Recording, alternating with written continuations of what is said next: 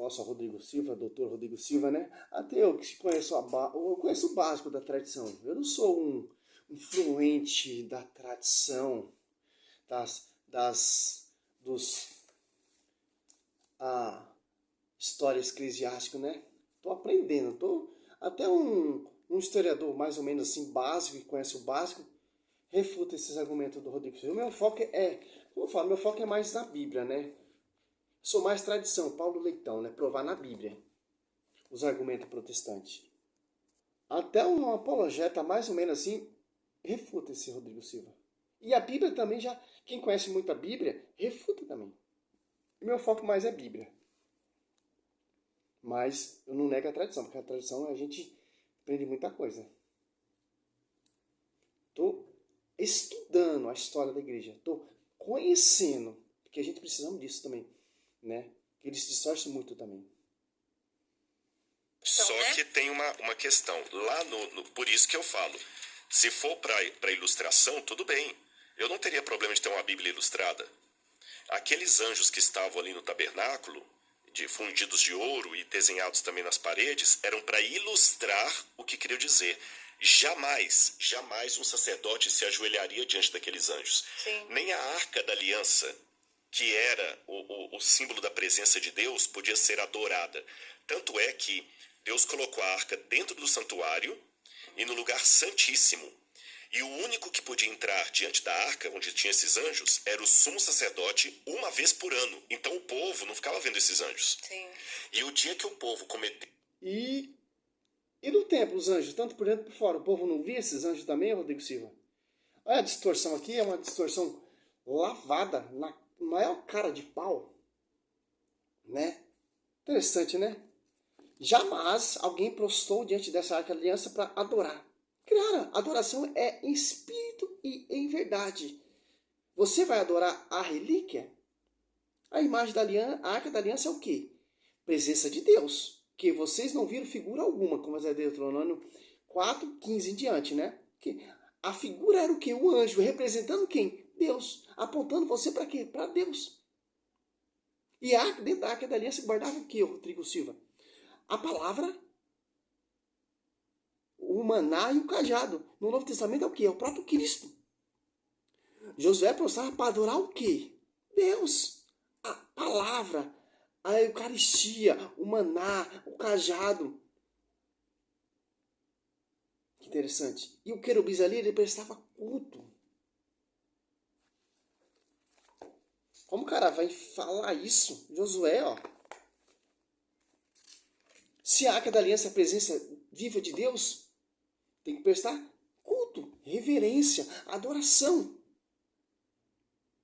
Não adorar a imagem, a arca, não adorar a teofania do invisível. Isso que o Josué fazia. Porque ali estava a presença viva. Presença que no Novo Testamento é Cristo. A Eucaristia e o cajado do sacerdote é Cristo. Que interessante, né? Claro que é uma vez por ano. Era só sacerdote encarregado de carregar, de fazer a oração, de fazer a homilia, tal, etc. Josué 7,6, ó. Josué rasgou suas vestes e prostou como se fosse por terra, até a tarde diante da arca do Senhor. Tanto ele como o ancião de Israel, e cobriram de pó a sua cabeça. Ó. José está fazendo o que aqui, Rodrigo Silva? Está orando, está adorando. Não querubins, não a arca, mas em espírito e em verdade. Interessante.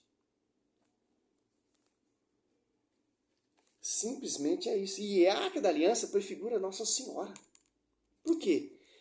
O que está ali dentro da arca da aliança que vai estar lá no ventre de Nossa Senhora. Aqui dentro da arca da aliança é o próprio Cristo, que não foi revelado ainda. No novo já foi revelado.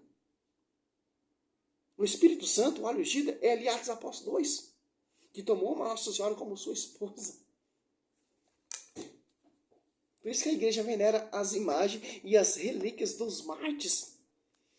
Que essa imagem operou milagres e prodígios na casa da família Beirão, segundo Samuel 6, 11, 12 e 1 Crônica 13, 14. E a Arca da Aliança é intocável, só o sacerdote que poderia tocar.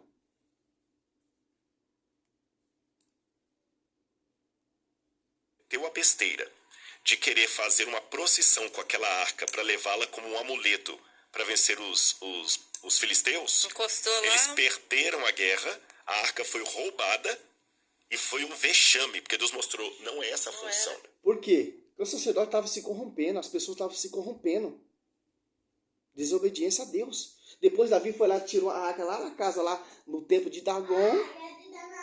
Então, Davi foi lá, tirou a Arca da Aliança no templo de Dagon e levou de novo. É isso que os caras não entendem. Os caras querem ver o ponto negativo, né? E os caras que vê isso também na história também. Ali você já vê. Tem imagem via sacra e a imagem que não é via sacra. A imagem que Deus mandou fazer e imagem que Deus não mandou fazer. Interessante, né? Os caras conhecem esse texto. Os caras conhecem Êxodo 25, 18, Deus manda fazer. Os caras conhecem, porque os caras querem o quê? Os caras não querem dar o braço a torcer. Os caras querem distorcer, os caras querem perseguir a igreja, porque os caras não acreditam na igreja.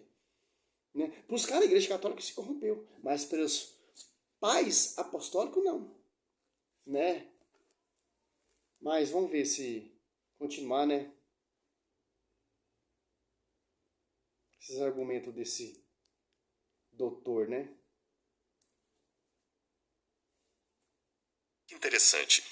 A Bíblia fala no livro de Daniel. O livro de Daniel foi escrito no 6º século antes de Cristo. E o livro de Daniel, ele trazia profecias do que ia acontecer com o povo de Deus em todas as épocas até o fim dos tempos. E no livro de Daniel, capítulo 7, ele fala de 4 animais que representavam 4 grandes impérios que haveria sobre o mundo. Isso foi se cumprindo ao pé da letra. O primeiro animal representava a Babilônia, o segundo a Medopérsia, o terceiro a Grécia e o quarto representava o Império Romano. E Daniel coloca que em determinado momento do Império Romano, desse quarto animal, esse Império Romano se juntaria com o povo de Deus, mas para macular o povo de Deus e perseguir os fiéis do povo de Deus.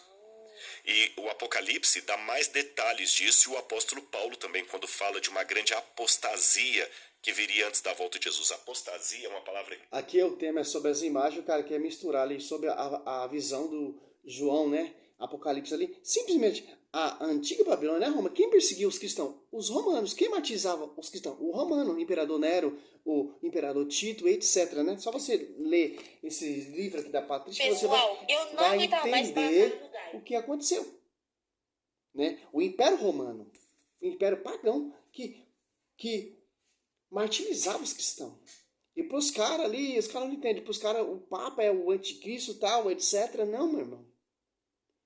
Os caras querem misturar. Essa tática dos de 27 mil fala que o Papa, que a Igreja Católica é babilônica, o Papa é o anticristo. Então, se a Igreja é babilônica, porque você tem essa escritura graça à Babilônia. Eles querem misturar essa conjunção para distorcer o texto. Né? Mas não é nada disso. Só você ler e meditar o livro Atos dos Apóstolos e seguir a doutrina da igreja, você vai entender do que está falando da época. Quem era besta ali era o imperador Nero, que matava os cristãos, que perseguia os cristãos. Ele não podia escrever, ele tinha que escrever em código, etc., para não saber a mensagem.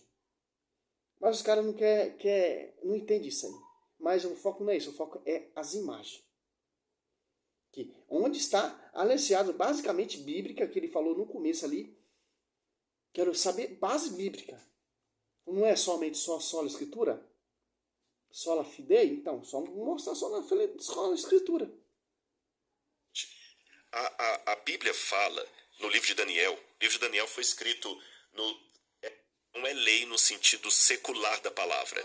É a lei de Deus. Divina. É a mesma palavra que aparece no capítulo 6, quando os inimigos de Daniel falam o seguinte: eu tenho certeza que ele não fará nada contra o rei, a menos que seja uma coisa que esteja escrito na lei do seu Deus. É a mesma palavra. Interessante, se você catar em 1 Reis, do 22, 35, você ganhar o 41, do 17, 26, ou então Êxodo 25, 18, ali fala de imagem via sacra. Agora ele abriu o livro de Daniel.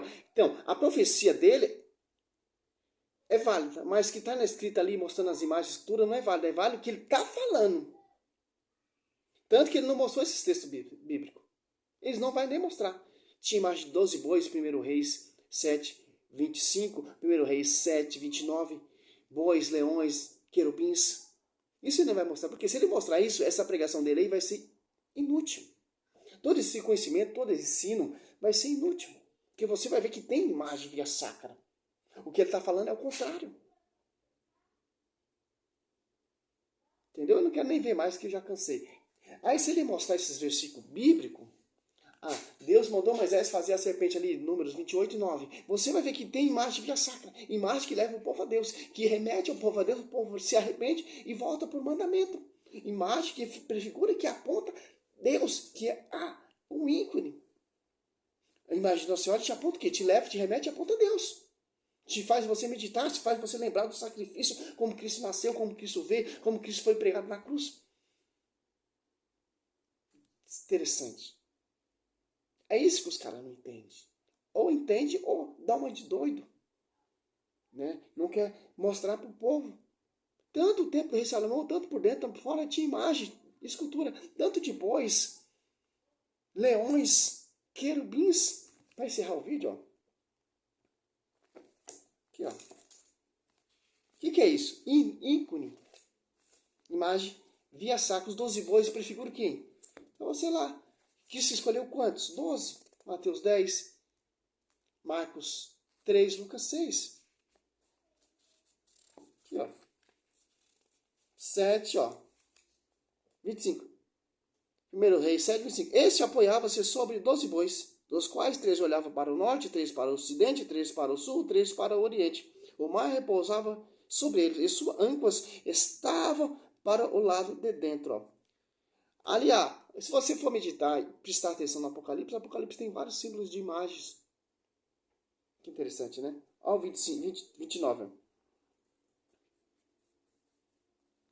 Nos painéis enquadrava de molduras, havia leões, bois, querubins.